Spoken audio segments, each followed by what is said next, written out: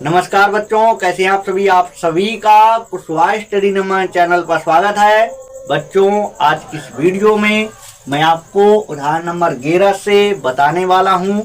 बच्चों, इस वीडियो से पहले हमने आपके लिए 2 वीडियो अपने चैनल पर अपलोड की हैं। पहले वीडियो पर हमने गणित का सिलेबस डिस्कस किया है। इसके बाद दूसरी वीडियो में हमने 1 से लेकर 10 नंबर तक के जो उदाहरण के बहुविकल्पी प्रश्न थे वो आपको दूसरी वीडियो में बताए थे। बच्चों, जो आपके लिए हमने दूसरी वीडियो अपलोड की है उसमें जो बहुविकल्पी प्रश्न बताए गए हैं, उस वीडियो के जो बहुविकल्पी प्रश्न है वो बहुत ही इम्पोर्टेंट है। अगर आपने उस वीडियो को नहीं देखा है तो मैं आपसे कहूँगा सबसे पहले आप लोग उस वीडियो को देख लीजिएगा, क्योंकि उसमें ऐसे बहुविकल्पी प्रश्न हैं जो अभी तक पिछले साल के जो पेपर हुए हैं उनमें वो प्रश्न आए हुए हैं और आगे जो भी पेपर होंगे उनमें भी आने के पूरे चांस है। तो आप लोग उस वीडियो को जरूर देख लीजिएगा। बच्चों, आज की इस वीडियो में हम आपको उदाहरण नंबर 11 से बताने वाले हैं। रख हौसला वो मंजर भी आएगा, रख हौसला वो मंजर भी आएगा, प्यासे के पास समंदर भी आएगा, प्यासे के पास समंदर भी आएगा। तू पढ़, तू लिख, तू मेहनत कर। यहाँ पे बोर्ड में एक एक प्रश्न जो आपको बताया जा रहा है ये आपके 2026 के एग्जाम में जरूर आएगा। तो आप लोगों को हमारे साथ एक एक सवालों का अच्छे से रिवीजन करना है। तो आइए हम प्रश्न नंबर 11 को देख लेते हैं। इसमें हमें क्या करना है, इसमें 6 और 20 के गुणनखंड विधि से एचसीएफ और एलसीएम ये दोनों चीज हमें याद करना है। तो सबसे पहले हम 6 के गुणनखंड कर देते हैं। 6 के गुणनखंड 2 गुणे 3। इसके बाद 20 के गुणनखंड कर देंगे 2 दूनी 4 और 4 पंचे 20। अगर हम बात करें दोनों संख्याओं के एचसीएफ की, अगर बात करें दोनों संख्याओं के अगर हम एचसीएफ की बात करें तो यहाँ पे देखिए दोनों में हमारा 2 मिल रहा है और कुछ नहीं मिल रहा है। जो हमारा गुणनखंड उभयनिष्ठ होता है वही हमारा दोनों संख्याओं का क्या होगा, एचसीएफ होगा। इसके बाद दोनों संख्याओं का अब हम निकालेंगे एलसीएम। दोनों संख्याओं क्या निकालेंगे, एलसीएम निकालेंगे। तो एलसीएम कैसे निकालते हैं, एलसीएम में दोनों में अधिकतम पावर जो होगी वो लिखेंगे। सबसे पहले हम ये बात करते हैं कि इन दोनों में संख्याएं कौन कौन सी हैं। इसमें संख्या हमारी 2 और 3 और 5 ये हमारी संख्याएं हैं। ध्यान रखेंगे जब हम लासा निकालेंगे तो कोई भी संख्या छूटनी नहीं चाहिए। तो यहाँ पे हमने दोनों में देखा तो हमें संख्याएं दिखी 2, 3, 5 ये संख्याएं दिखी। तो अब देखिए हम देखेंगे 2 में अधिकतम पावर नीचे है कि ऊपर है। तो अगर हम नीचे देखेंगे तो नीचे 2 की अधिकतम पावर है। यहाँ पे 2 की घाते 2 है और यहाँ पे 2 की घाते 1 है, यानी नीचे 2 की घात अधिकतम पावर है। 2 में अधिकतम पावर हमारी 2। इसके बाद 3 में देखेंगे, 3 में अधिकतम पावर हमारी केवल 1 है। 3 में अधिकतम पावर हमारी केवल 1 है। इसके बाद 5 में देखेंगे, 5 में अधिकतम पावर केवल हमारा 1 है। 5 में अधिकतम पावर केवल क्या, 1 है। इसकी बात देखिए इन तीनों का करा देंगे आपस में गुणा। तो यहाँ पे लिखे देते हैं 2 की घाते 2 और 3 की घाते 1 का मतलब केवल 3 और 5 की घाते 1 का मतलब केवल 5। इसके बाद क्या करेंगे, गुणा। 5 गुणे 3 करेंगे, 5 × 15 होगा और यहाँ पे 4 आएगा। 15 गुणे 4, 15 चौको 60। यहाँ पे जो एलसीएम आया है वो 6 से कट जाएगा, 6 × 60। 20 से कट जाएगा, 20 × 60। और जो एचसीएफ आया है एचसीएफ से ये दोनों कट जाएगा, 2 × 6 और 2 × 20। तो इस प्रकार से एचसीएफ और एलसीएम की आप लोग जांच कर सकते हैं कि सही है कि गलत है। इसके बाद हम लोग देखेंगे इसका उदाहरण नंबर 12। इसमें तीनों संख्याओं का हमें गुणनखंड करना है और हमें गुणनखंड विधि से एचसीएफ और एलसीएम ज्ञात करना है, यानी मासा और लासा ज्ञात करना है। तो सबसे पहले हम 6 के गुणनखंड करते हैं। 6 को लिख सकते हैं 2 × 3। इसके बाद 72 के गुणनखंड करेंगे। डायरेक्ट जैसे नहीं कर पा रहे हैं तो हम इस प्रकार से पहले लिख लेंगे। हम पीछे देखेंगे तो पीछे हमें दिखा 2, पीछे हमें क्या दिखा 2, तो ये हमारा 2 से कट जाएगा, क्योंकि हम जानते हैं 0, 2, 4, 6, 8 अगर पीछे होता है तो हम उसको 2 से उड़ा सकते हैं। तो देखिए हम इसको 2 से काटेंगे, 2 × 6 और यहाँ पे इसमें 1 बचा तो ये बना 12। तो हम 12 को 2 से काटेंगे तो ये 6 बार में कट जाएगा। इसके बाद हम पीछे देखेंगे 6 तो 2 से हम लोग फिर काटेंगे, तो 2 एकम 2 और 1 बचा तो ये बना 16, तो 2 अट्ठे हुआ 16। इसके बाद 2 से काटेंगे, 2 नम हुआ 18। इसके बाद 3 से कटेगा, 3 त्रिका हुआ 9। इसके बाद 3 से काटेंगे, 3 एकम हुआ 1। यहाँ पे देखिए 3 एकम हुआ 3, मतलब 1 लिख देंगे नीचे। तो देखिए हम 72 को लिख सकते हैं 2 × 2 × 2 × 3 × 3। इसके बाद हम 120 के गुणनखंड अब करेंगे। तो यहाँ पे 120 हमने लिखा, पीछे हमने देखा तो हमें देखा 0 और 0 हमें देखा तो हम इसको बनाएंगे 0, मतलब 2 से काटेंगे। देखिए 2 × 6 12, इसके बाद 0 ज्यों का त्यों लिखेंगे। 2 से काटेंगे, 2 × 6 0 ज्यों का त्यों लिखेंगे। 2 से काटेंगे, 2 एकम 2, 1 बचा 10 बना, 2 पंचे 10। तो यहाँ पे आ चुका 15 और 3 से हम इसको काट देंगे। अब 3 पचे 15 और 5 को काटेंगे 5 से, 5 को लड़ाएंगे 5 से, 5 का 5 एक बार में कट गया।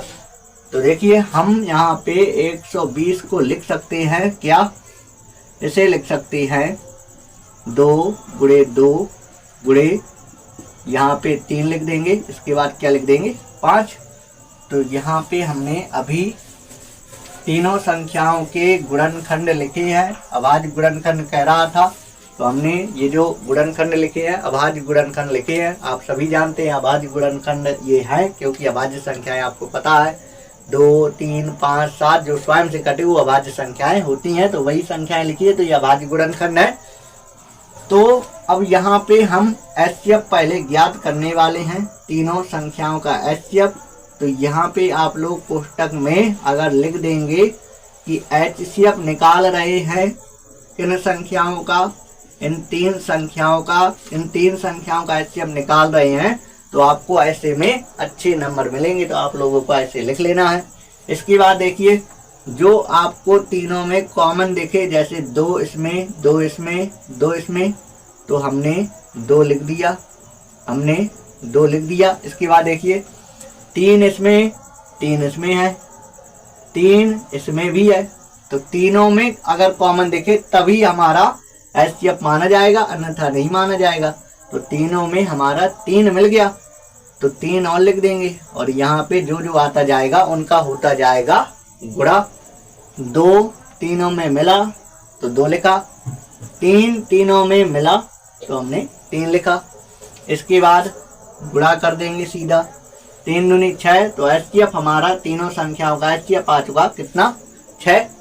इसके बाद यहाँ पे तीनों संख्याओं का एलसीएम हम निकालेंगे, तो एलसीएम लिखा और तीनों संख्याओं को हमने कोष्टक में लिखा। तीनों संख्याओं का एलसीएम निकालना है, तो यहाँ पे हम क्या करेंगे, सबसे पहले संख्या लिख लेते हैं कि तीनों में कौन कौन सी संख्याएं हैं। तो तीनों में यहाँ पे हम देखें 2, 3 और 5, इनके अलावा कोई संख्या हमें नहीं दिख रही है। हमें 2, 3 और 5 दिख रहा, क्योंकि हमने अभी बताया कि एलसीएम में कोई भी संख्या छूटनी नहीं चाहिए। तो हमने देखा तीनों में 2, 3, 5 दिखा, 2, 3, 5 लिख लिया। अब देखिए 2 में हम अधिकतम पावर ढूंढेंगे, किस वाली लाइन में है, इसमें 2 की अधिकतम पावर 3, इसमें 2 की अधिकतम पावर 3, इसमें 2 की अधिकतम पावर 1। तो हम अगर देखें तो इसमें 2 की अधिकतम पावर हमें 3 देखने को मिल रही है। इसमें तो 1 है, 2 की पावर 1 है, इसमें 2 की पावर 3 है, इसमें 2 की पावर 3 है। तो अधिकतम पावर क्या हुई? 2 की पावर 3 हुई। इसके बाद देखिए 3 में देखेंगे, 3 में इसमें 1 घात, इसमें 3 में 2 घात, इसमें 3 में 1 घात। अगर हम 3 की अधिकतम पावर की अगर बात करें तो 3 की पावर क्या है? 2 है। 3 की पावर क्या? 2 है, क्योंकि अधिकतम पावर लिखी जाती है। देखिए 2 में 1 घात, 2 में 3 घात, 2 में 3 घात। अगर 2 की हम अधिकतम पावर देखें तो 2 की 3 घात हाईएस्ट पावर। इसके बाद यहाँ पे जैसे अब 3 में बात करें तो 1 घात है, इसमें 2 घात है, इसमें 1 घात है। तो अधिकतम पावर 3 में क्या हो रही है? 2, 3 की घात है 2। इसके बाद 5 में देखिए तो 5 हमारा केवल 1 ही लिखा है, तो इसकी अधिकतम पावर केवल 1 ही है। अब हम क्या करेंगे? आपस में गुणा कर देंगे। तो सीधा लिखे देता हूँ 2 गुणे 2 गुणे 2, इसके बाद 3 गुणे 3, इसके बाद 5। तो सीधा ऐसे गुणा कराइए। पहले आप लोगों को 0 बनाना है। 5 दूनी 10, ऐसे गुणा करने पर आसान हो जाएगा। 5 दूनी 10, 10 दूनी 20 और 20 दूनी 40 और 40 गुणे 3 120 और 120 गुणे 3 तो 12 × 36 यानी क्या आएगा? 360 आएगा। तो इस प्रकार से हमारा उदाहरण नंबर 12 लग चुका। अब हम आएंगे उदाहरण नंबर 13 पर। बच्चों यहाँ पे आपको ये जो उदाहरण नंबर 13 दिख रहा है, ये उदाहरण नंबर 13 2021, 2022, 2024 इन पेपरों में पूछा गया ये प्रश्न है। तो यहाँ पे हमें अभाज्य गुणनखंड विधि द्वारा इनका सबसे पहले एचसीएफ ज्ञात करेंगे, इसके बाद हम एलसीएम ज्ञात करेंगे। तो यहाँ पे सबसे पहले हम 96 लिख देते हैं और 404 लिख देते हैं। सबसे पहले यहाँ पे हम 96 के गुणनखंड करते हैं। 2 से काटेंगे, 2 चौको 8, 1 बचा 16 बना, 2 अट्ठे 16। 2 से काटेंगे, 2 दूनी 4, 2 चौको 8, 2 से काटेंगे, 2 एकम 2, 2 दूनी 4। 2 से काटेंगे, 2 छक 12, 2 से काटेंगे, 2 तिया 6, 3 से काटेंगे, 3 एकम 3। तो 96 को हम लिखेंगे 2 गुणे 2 गुणे 2 गुणे 2 गुणे 2। 2 हमारे कितने हैं? 1 2 3 4 5 2 है हमारे। तो 5 2 हमने लिख दिए। इसके बाद 3 हमारा केवल 1 है तो लिख दिया। इसके बाद 404 के गुणनखंड करेंगे। 2 से काटेंगे, 2 दूनी 4 0, 2 दूनी 4, 2 से काटेंगे, 2 एकम 2 0 और 2 एकम 2। 101 को स्वयं से काटेंगे, 101 हमारा एक बार कट जाएगा। तो देखिए लिखेंगे 2 गुणे 2 गुणे 101 लिख देंगे। यहाँ पे हम दोनों संख्याओं का एचसीएफ लिख देंगे। दोनों संख्याओं का एचसीएफ हमारा क्या हो रहा है? तो बहुत सिंपल, दोनों में 2 मिला 2 लिखा, दोनों में 2 मिला गुणे 2 लिखा। अब नहीं मिल पाएगा, गुणा किया 4 आया तो एचसीएफ हमारा 4 आ गया। इसके बाद यहाँ पे हम सूत्र जानते हैं, पहली संख्या गुणे दूसरी संख्या, पहली संख्या गुणे दूसरी संख्या बराबर एचसीएफ गुणे एलसीएम। तो यहाँ पे हमने पहली संख्या लिखी 96 लिखी। इसके बाद दूसरी संख्या हमने 404 लिखी और यहाँ पे हमने एचसीएफ लिख दिया, एचसीएफ 4। और हमें एलसीएम फाइंड आउट करना है, एलसीएम हमें ज्ञात करना है ना। यहाँ पे हमारा एचसीएफ ज्ञात हुआ। इसके बाद एलसीएम ज्ञात करना, तो एलसीएम इस प्रकार से ज्ञात कर सकते हैं। एलसीएम यहाँ पे हम लिख देंगे। इसके बाद ये हम 96 लिखेंगे, 404 लिखेंगे और 4 को नीचे लिख देंगे, 4 से भाग दे देंगे, 4 एकम 4 0, 4 एकम 4। तो यहाँ पे 96 लिखेंगे। इसके बाद 101 लिखेंगे और गुणा कर देंगे। जैसे गुणा कराएंगे 96 एकम 96, 96, इसका क्या आएगा? एलसीएम। तो मुझे उम्मीद है ये प्रश्न भी आपको समझ में आ गया होगा। इसके बाद चलेंगे प्रश्न नंबर 14 पर। बच्चों अब हमारे सामने ये उदाहरण नंबर 14 है। अब हम इस उदाहरण को समझने वाले हैं। यहाँ पे हमसे कह रहा है 4 की घाते n पर विचार कीजिए। हमें 4 की घाते n पर विचार करना है। आगे सवाल को पढ़ते हैं, जहाँ n एक क्या है, प्राकृत संख्या है। n एक बच्चों क्या है, प्राकृत संख्या, यानी n का मान प्राकृत संख्या, तो 1 से शुरू होकर अनंत तक n का मान हम कह सकते हैं। इसके बाद देखिए आगे की बात हम जो है बाद में पढ़ेंगे। सबसे पहले 4 की घाते जैसे n का मान 1 लिखते हैं तब 4 आएगा। अगर n की घाते 2 लिखते हैं तब क्या आएगा, 16। n की घाते 3 लिखते हैं तब क्या आएगा, 64 आएगा। अब हम सवाल की जो है बात को आगे पढ़ेंगे। तो यहाँ पे हमसे कह रहा है जांच कीजिए कि क्या n का कोई ऐसा मान है, यहाँ पे ये जो n का मान लिखा है, यहाँ पे n का कोई ऐसा मान है जिसके लिए 4 की घाते n अंक शून्य पर समाप्त होगा। इसका मतलब बच्चों क्या है, इसका मतलब ये है कि यहाँ पे ये जो हमारा n का मान है, यहाँ पे n का मान हम ऐसा कोई रख दें कि यहाँ पे इसका जो अंक है यहाँ पे पीछे क्या आ जाए, 0 आ जाए। क्या ऐसा हो सकता है कि 0 पर समाप्त हो जाए? n का कोई ऐसा मान हो सकता है कि यहाँ पे इसका जो मान है वो 0 पर समाप्त हो सकता है? बच्चों आप लोग विचार करिए और कमेंट करके आप लोग बताइए।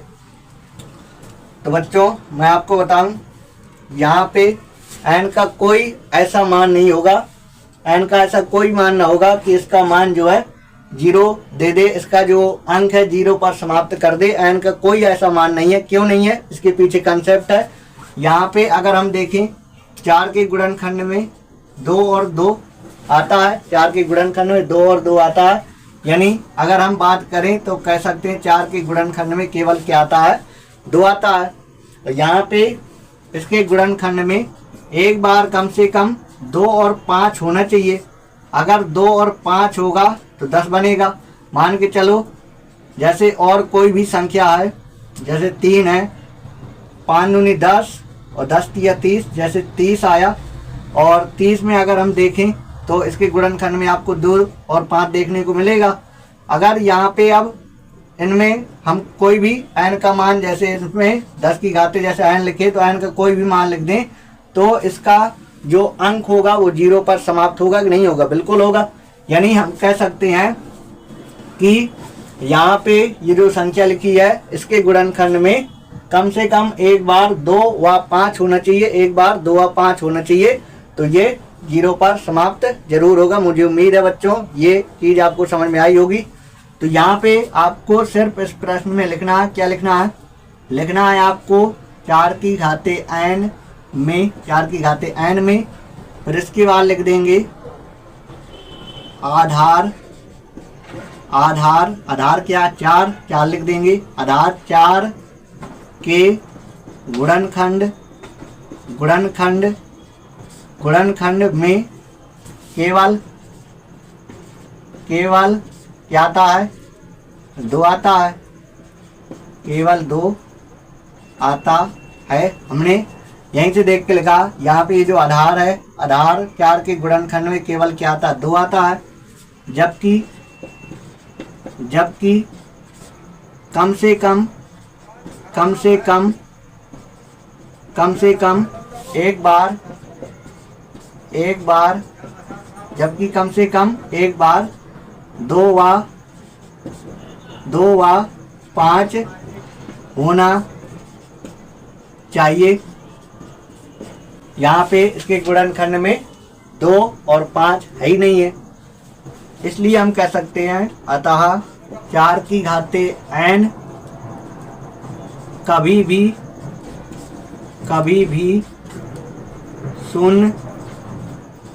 भी शून्य पर समाप्त नहीं होगा। इसके बाद आपको देखना है इसके आगे वाला प्रश्न, ये आपका प्रश्न नंबर 14 था। इसके बाद आएंगे प्रश्न नंबर 15 पर। बच्चों यहाँ पे आपको ये जो उदाहरण नंबर 15 दिख रहा है, ये प्रश्न CBSE बोर्ड में भी पूछा गया है और यूपी बोर्ड में भी पूछा गया है। इसमें हमसे कहा गया है दोनों संख्याओं का जो HCF है उसको तुम इस रूप में लिख सकते हो। तो क्या करो तुम, m का मान ज्ञात करो। हमसे m का मान पूछा गया है।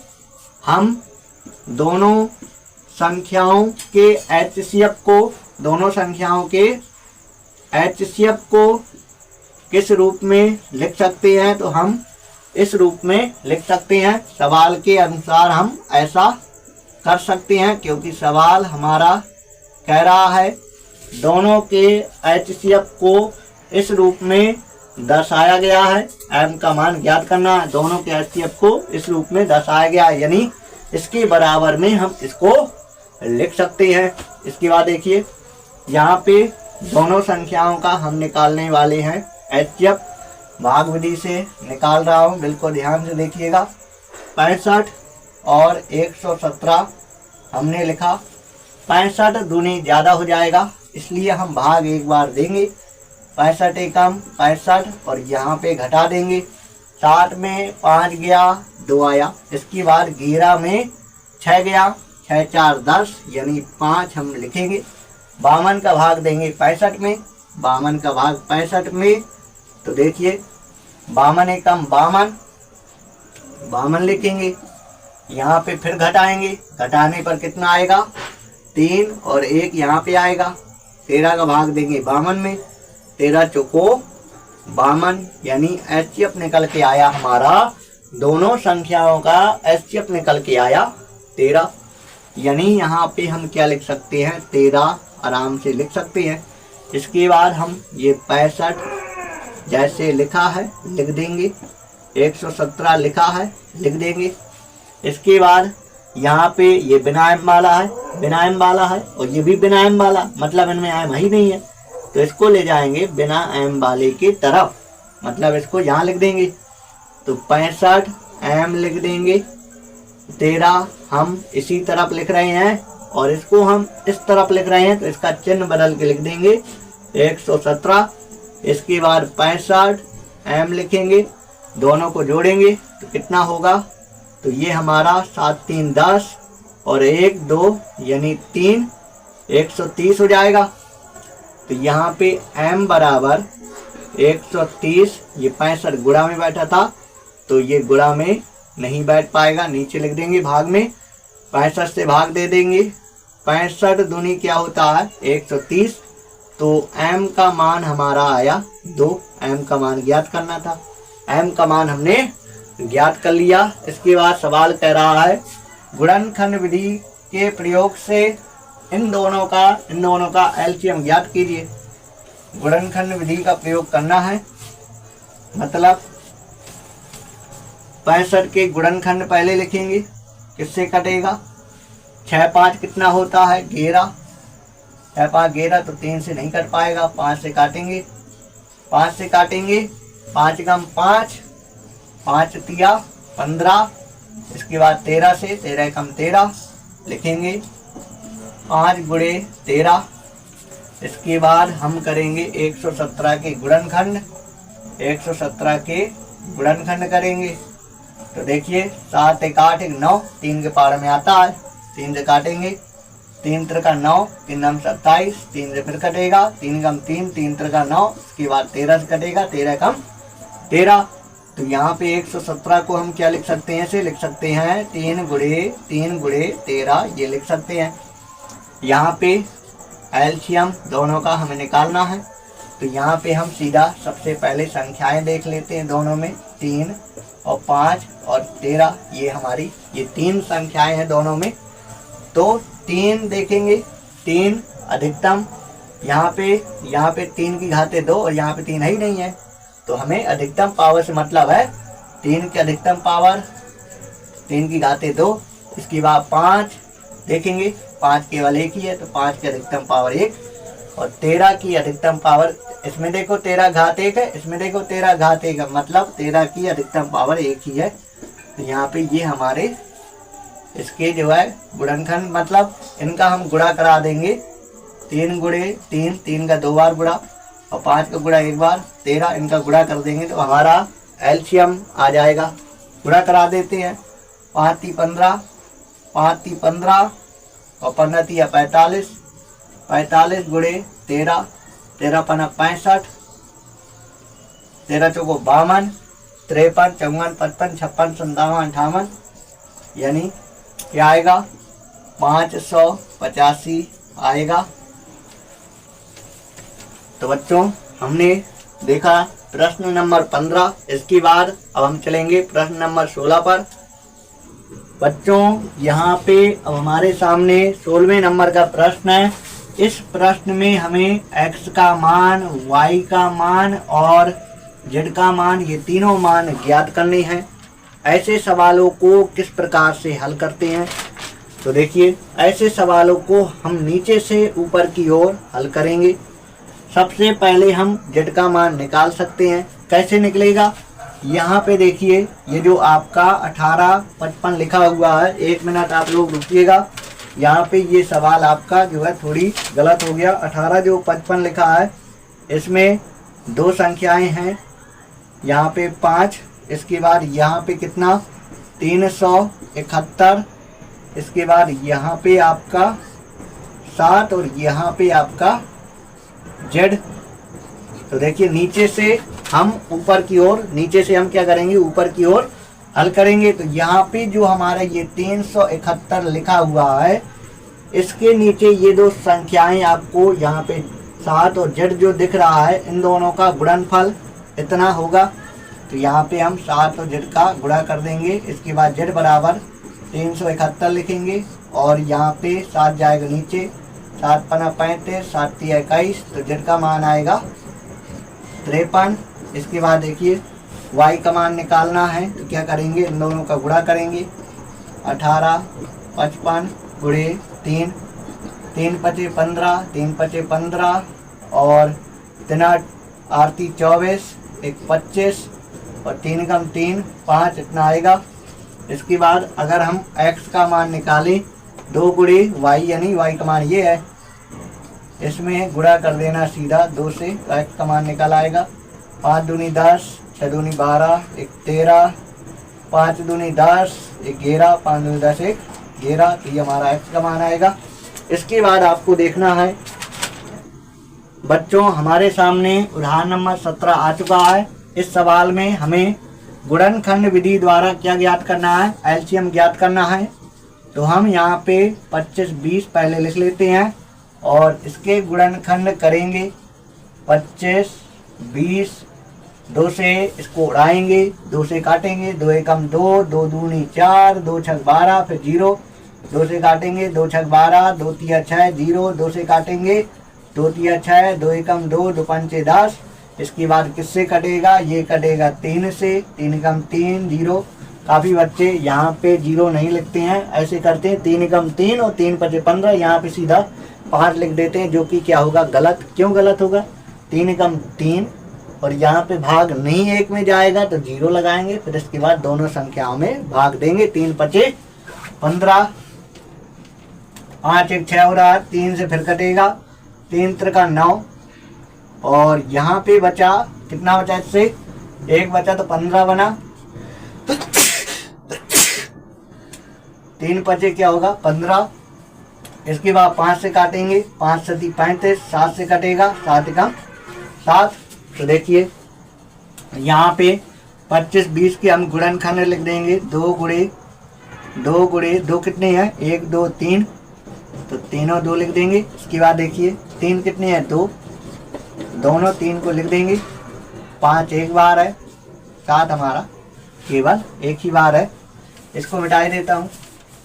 इसके बाद हम यहाँ पे देखिए पीछे क्या है, 0 0 बैठा हुआ है, इसलिए 2 काट देगा।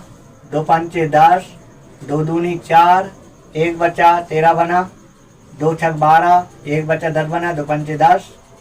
3 से कट पाएगा कि ना कट पाएगा, जोड़ के देखिए। 5 दूनी 10, 10 2 12 और 12 6 18, यानी 3 के पारा में आता है, 3 से जरूर कटेगा। 3 कम 3, 2 बचा 22 बना, 3 21, 1 बचा 16 बना, 3 पचे 15 और यहाँ पे इसमें 1 बचा 15 बना, 3 पचे 15, 3 से काटेंगे। 5 दूनी 10 और 10 से 11, 11 7 18 भी 3 से कटेगा।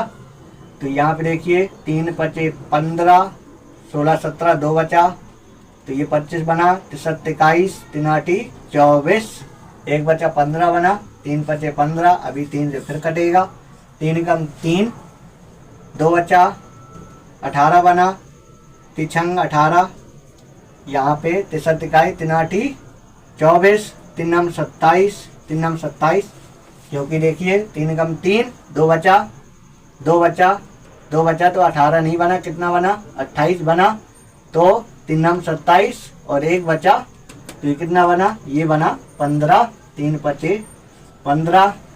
इसके बाद ये 5 से अब कटेगा, 5 से कटेगा, 5 तिया 15, 15 16 17 18 19, 4 बचा 45, पनम 45। इसके बाद यहाँ पे ये हमारा 3 से फिर कट रहा है, तो यहाँ पे 3 से कट रहा होगा, क्योंकि 5 1 6 हो रहा है और 6 9 कितना होता है, 6 9 15, इसलिए यहाँ पे 3 से ही काटे देते हैं, बाद में ना काटना पड़े।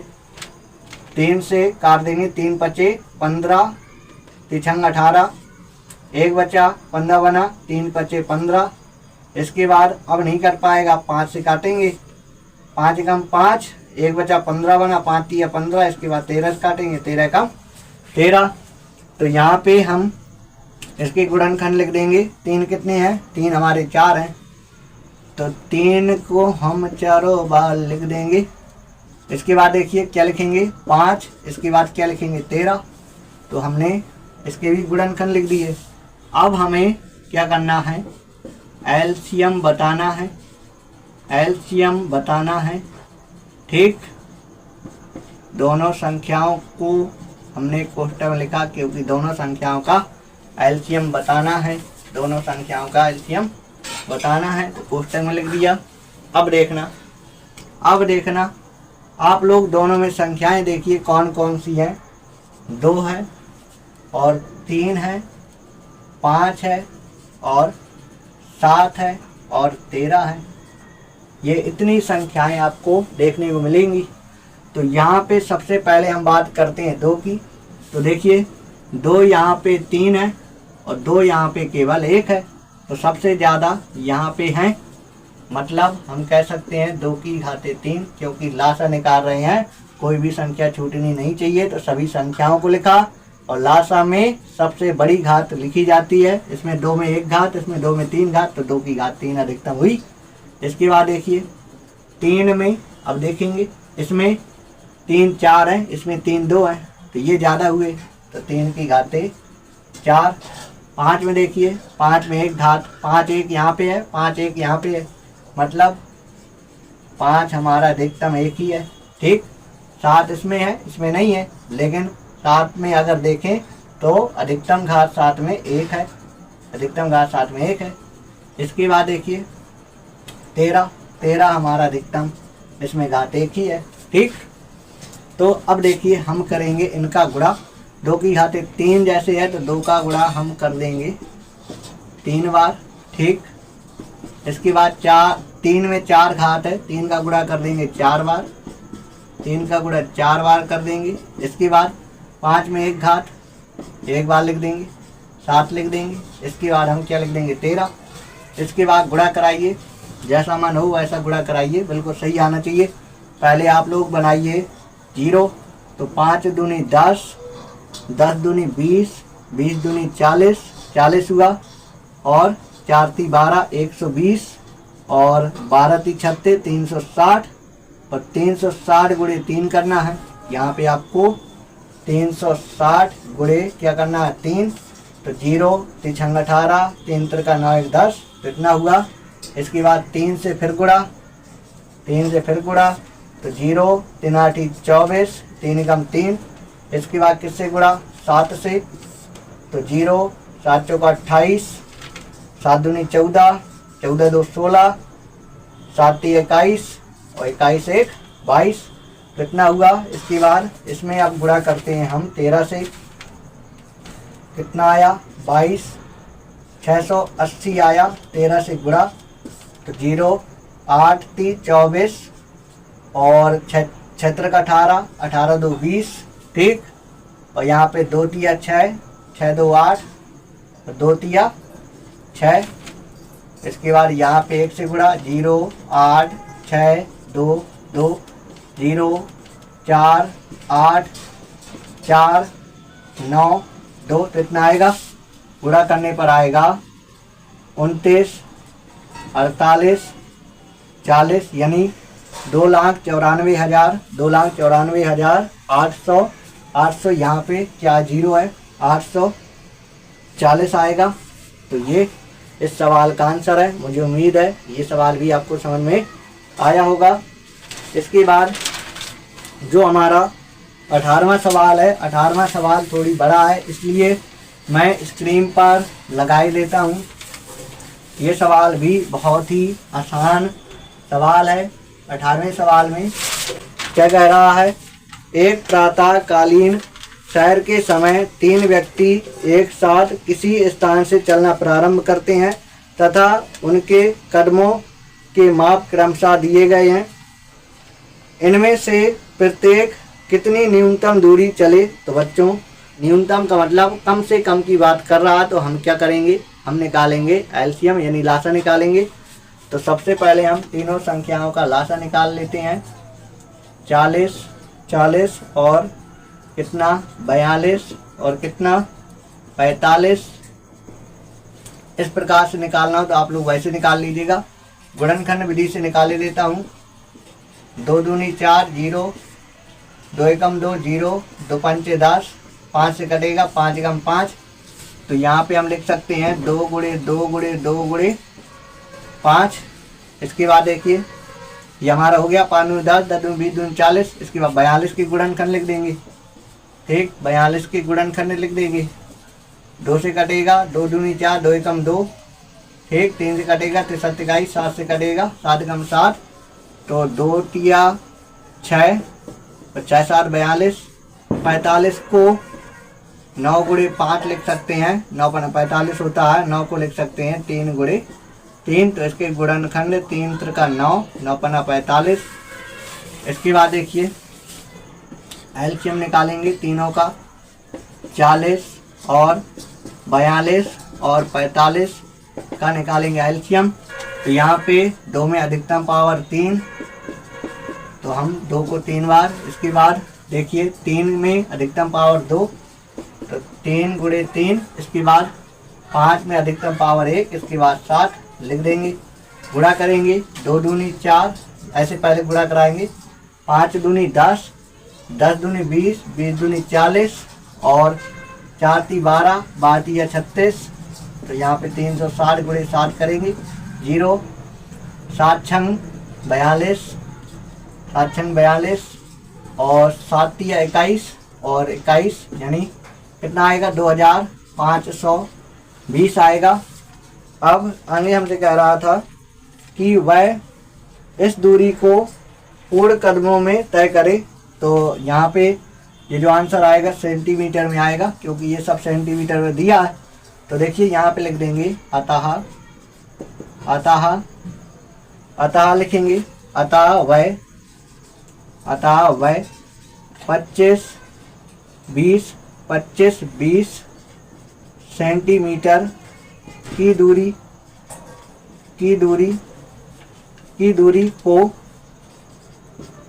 दूरी को पूर्ण कदमों में तय करेगा। दूरी को पूर्ण कदमों में तय करेगा। अतः वह 2520 सेंटीमीटर की दूरी को पूर्ण कदमों में तय करेगा। मुझे उम्मीद है ये प्रश्न आपको समझ में आया होगा। इसके बाद हम लोग समझेंगे जो हमारा 19वां सवाल है। इस 19वें सवाल को समझेंगे। तो देखिए अब आपको 19वें नंबर का सवाल देखना है। इस सवाल में हमसे कह रहा व्याख्या कीजिए। ये जो यहाँ पे ये संख्याएं लिखी हैं, लिखा है, इसको बताना है भाज्य संख्या, ये हमें सिद्ध करना है। तो दोस्तों भाज्य संख्या किसे कहते हैं? भाज्य संख्या वे संख्या होती है जिसके 2 या 2 से अधिक गुणनखंड होते हैं, वो भाज्य संख्या कहलाती है। तो यहाँ पे देखिए 11 और 2 मिल जाएगा, तो ये हम कर लेते हैं कॉमन।